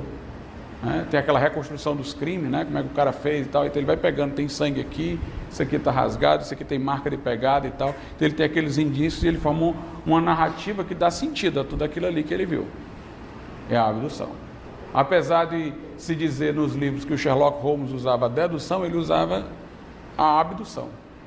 Então, pela abdução, você é capaz de perceber os indícios de racionalidade no universo, que evoca a ideia de um projetista. O design inteligente hoje, portanto, é uma corrente científica que não quer dizer detalhes sobre quem é esse projetista. Aí deixa para a religião. Detalhes sobre quem ele se é um Deus assim, se é isso aí fica para a religião. A questão é que há indícios de que o universo veio de uma mente inteligente. É isso que o design inteligente quer encontrar, quer estabelecer. Isso daí dá sentido a tudo que nós fazemos. Por exemplo, um astrônomo de Cambridge e um de Paris, ao mesmo tempo, sem que um conhecesse o outro, descobriram a existência do planeta Netuno. Sem observação empírica, só por cálculos. Em momento seguinte, tiveram condições de examinar empiricamente e realmente o planeta Netuno estava lá. Como é que eles sabiam que os cálculos deles dariam certo? Como é que Einstein fez previsões de coisas que ele não observou empiricamente, só com caneta e papel? De onde é que você conclui que o universo deve seguir padrões matemáticos? Ou como diria Kepler, que a linguagem do mundo, ou com que Deus fez o mundo, é a matemática. Por que o universo tem que seguir? Por que a física tem que se explicar por fórmulas matemáticas que dão certo? Porque tem uma racionalidade na constituição do universo. Se o universo teve começo, mais ainda se fortalece a ideia de um ser transcendente, racional, que criou o universo. Agora, quem é Deus, como é Deus, o design inteligente não entra nisso. Aí a pessoa vai atrás de fontes de revelação, entra na questão de fé. O design inteligente é mostrando o limite da ciência. A ciência pode chegar à conclusão de que isso aqui não veio do acaso. Pode chegar à conclusão de que há uma mente inteligente. Aí no demais, outras fontes é que devem se seguir, Isso é importante por quê? Porque se você entende que tudo tem finalidade, voltamos lá para o direito natural. O direito natural presume que a natureza humana tenha finalidades estabelecidas. Porque no mundo de hoje se tem negado o conceito até de natureza humana. Um mundo dominado pelo nominalismo, um mundo dominado por um tipo de existencialismo que nega as essencialidades. Até diz que se você vai ajudar uma coisa que o homem fez, aquilo tem um sentido que o homem deu. Aí eles admitem o telos. Mas o próprio homem não tem o telos. Aquilo que ele faz tem uma finalidade, mas ele próprio não tem uma finalidade. As coisas que ele cria têm a finalidade que ele arbitrariamente dá, como queira, mas ele próprio não tem uma finalidade. É assim que a perspectiva dominante aparece. Mas se eu volto a entender que o universo inteiro tem propósito, tem significado, veio de uma mente inteligente que criou e destinou para um propósito, né? Se é uma racionalidade na constituição do universo, então eu volto, por consequência, a reforçar a ideia de que há uma racionalidade na natureza humana. Que nós somos frutos de um design inteligente. Então, que existem finalidades, não aquelas que cada um para a sua vida pessoal, no seu projeto próprio de vida, estabeleceu, mas existem finalidades que foram estabelecidas para o homem enquanto homem, para a natureza humana. Se eu identificar essas finalidades, eu identifico, digamos assim, os primeiros princípios da eticidade, para daí entender o direito natural. Então, essas duas pesquisas, a do direito natural e do design inteligente, tem uma profunda congruência. Alguma pergunta, pessoal, que vocês queiram fazer? Agora fiquem à vontade. Esse padrão matemático que o senhor falou, exatamente assim que o Pedro vai conseguir descobrir através das observações da professora de Marte. Uhum.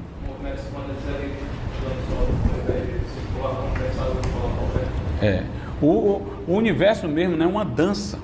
Os planetas, o equilíbrio, né, é tudo dentro de um padrão que, se fosse mais para cá, um planeta saísse da sua órbita um pouco mais para cá ou mais para lá, era uma destruição.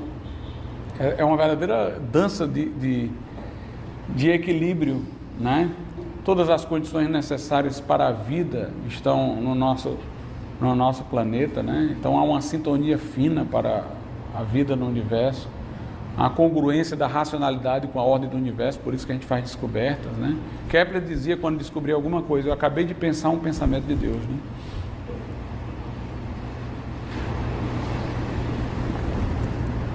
Alguma coisa a mais, pessoal? Eu entendi, professor. Faça assim por abolição. Assim, o senhor falou, mas eu entendi que a gente não fosse quase igual à indução, mas... É porque a indução, ela é para coisas específicas. A lei que explica esse mecanismo. Mas a abdução é para coisas mais amplas, ou seja, esse universo, nessa estrutura global que ele tem, de racionalidade, qual seria a hipótese explicativa de sua existência mais lógica? É quase que você deduzir uma cosmovisão do mundo. Qual é a visão de mundo mais ampla que se habilita melhor explicar as coisas como nós temos visto?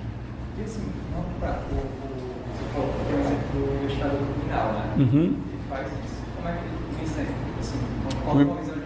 O investigador criminal, ele diz, olha, aqui tem o sangue da pessoa aqui dentro. Então, ele deve ter trazido o corpo nesse carro.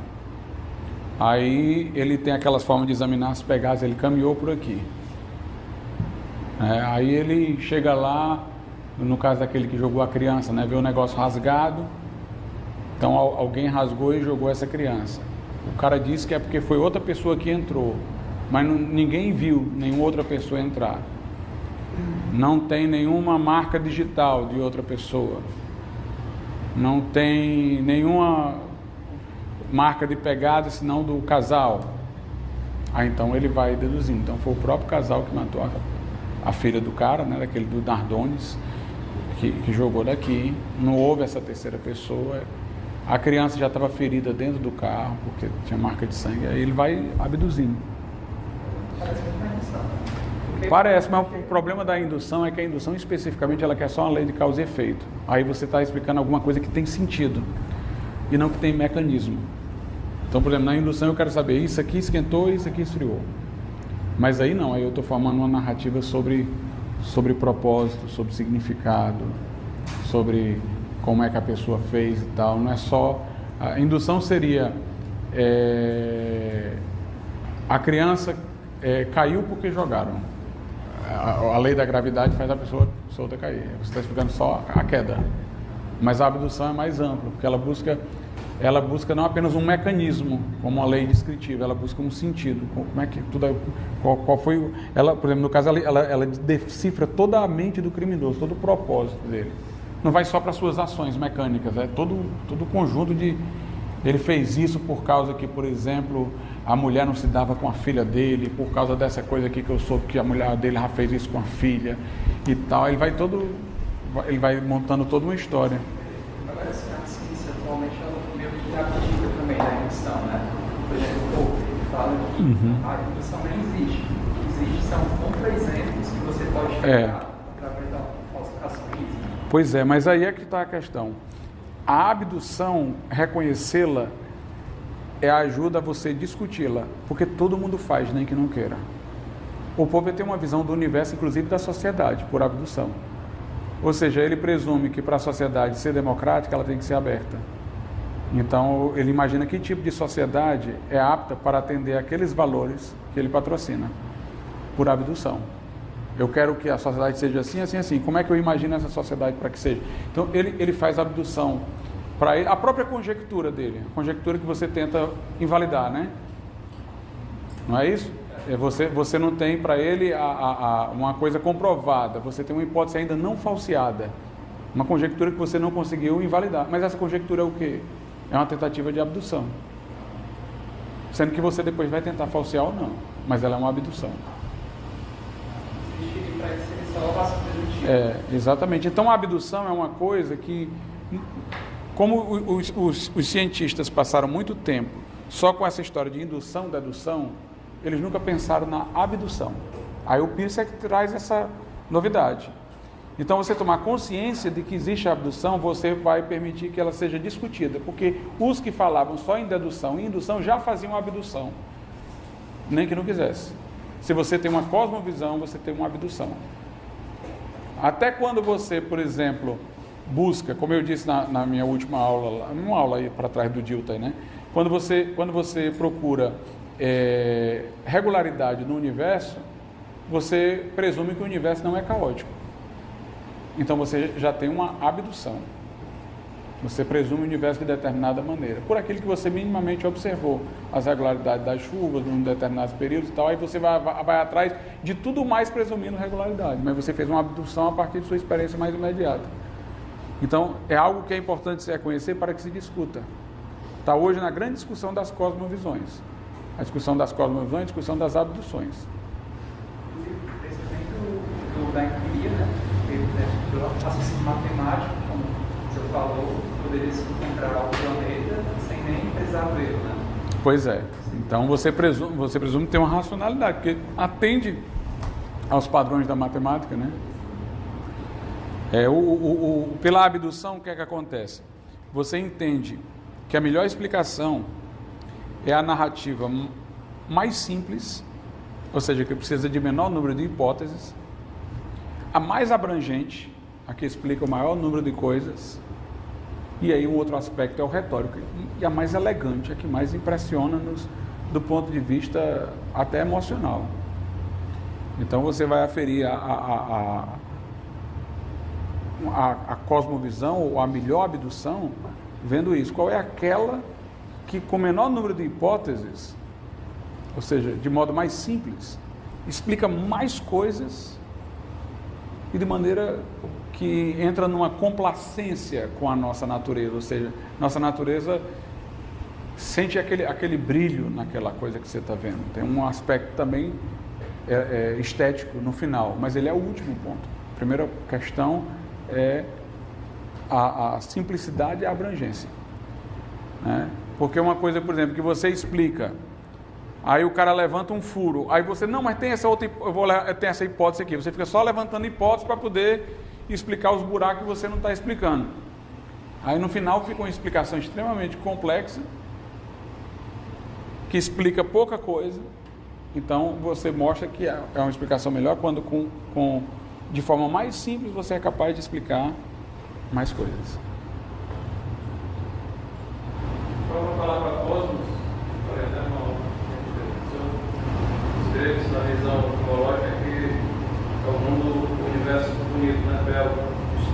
o cosmético que se usa para maquiagem, reação de algo que não só tem uma função, mas tem beleza.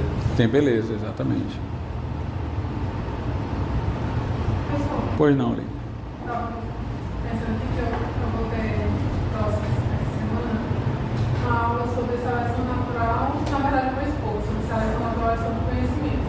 E foi comentado na sala se existe alguma relação. E esse tempo todo eu estava pensando se existe alguma relação. É claro que você não tem conhecimento dos textos, né? Mas eu estava pensando se existe alguma relação entre seleção natural e o conhecimento. Existe no sentido de que se a seleção natural for verdade, o conhecimento não é.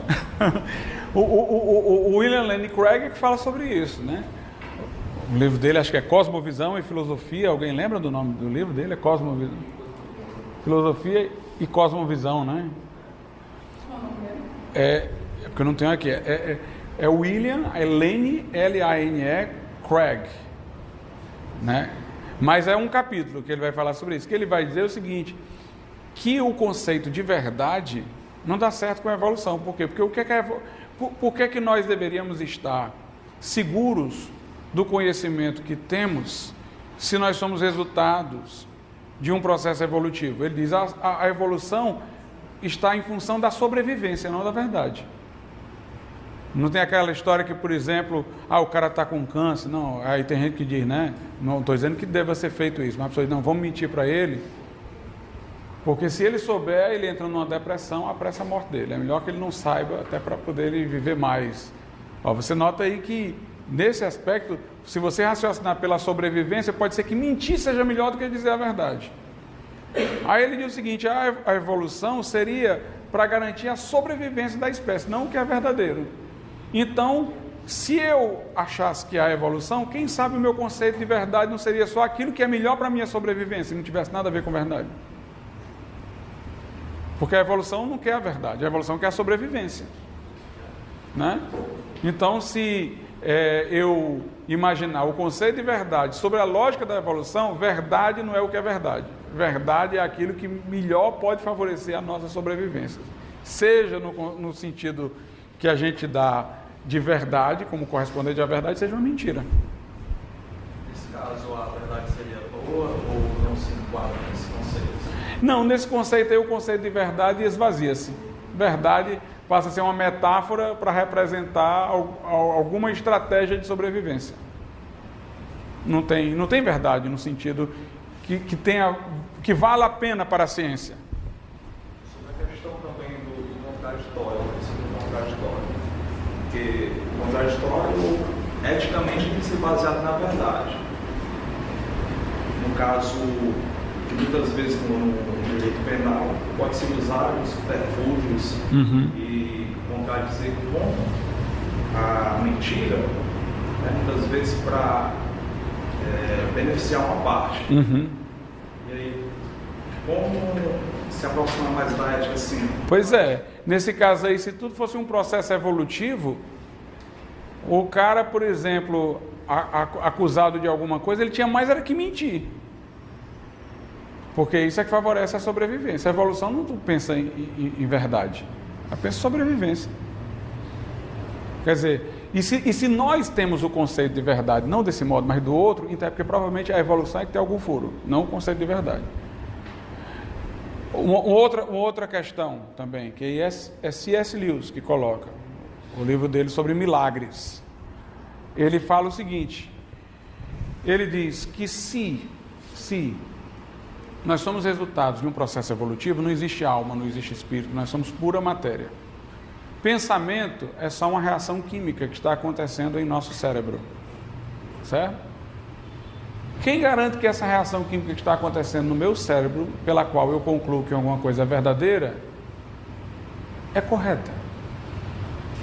Aí ele diz, quem sabe o meu cérebro está reagindo assim por causa do estágio de evolução a que eu cheguei. Quem sabe amanhã meu cérebro se desenvolve mais e tudo que eu pensava que hoje era verdade, amanhã eu descubro que era mentira. Ou seja, não faz sentido a verdade se você ficar numa perspectiva extremamente materialista, como a do darwinismo. Por quê? Porque aí não existe mente, só existe cérebro. O pensamento é uma reação química que está acontecendo no meu cérebro. Como é que eu posso dizer que essa reação química é verdadeira ou falsa? Aquilo que eu digo que é verdade foi só uma reação química que me disse, que fez eu concluir que era verdade.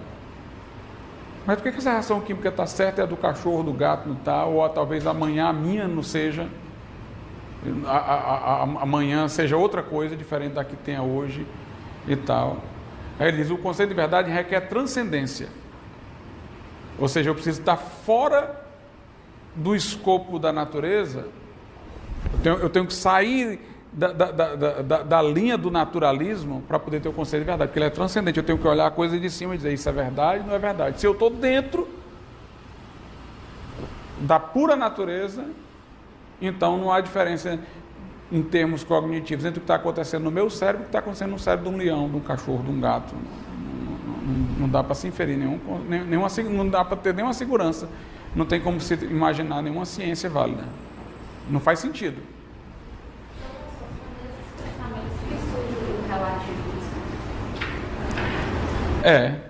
Exatamente. Agora, uma coisa curiosa é que o evolucionista mesmo, o evolucionista de carteirinha, né?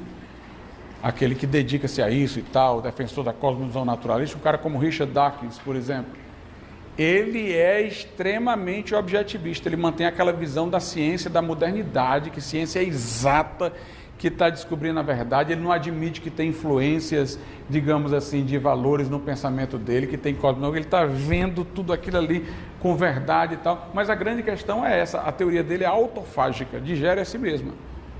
Porque se ele é um animal evoluído, como é que ele sabe que chegou ao grau de evolução pelo qual o seu cérebro pode estar tão seguro de que tudo aquilo ali é verdade?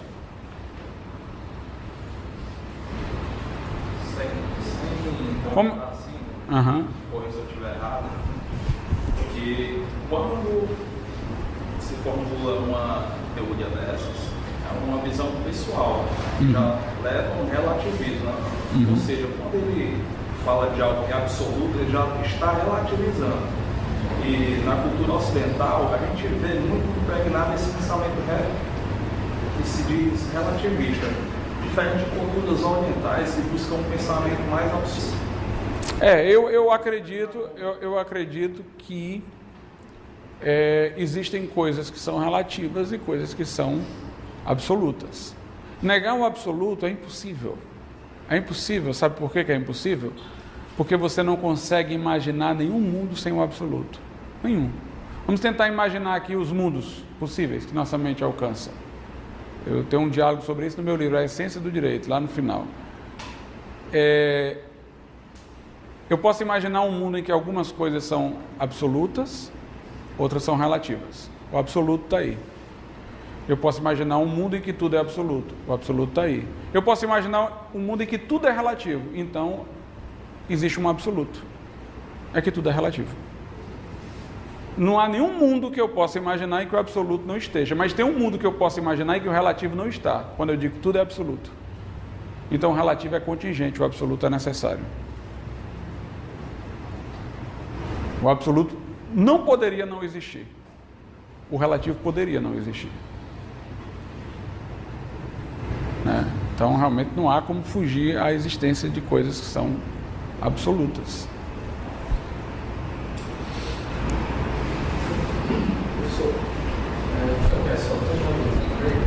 Tem um livro dele, acho que é quarto, que ele das vezes de que algumas pessoas alegam, não, na verdade o universo sempre existiu.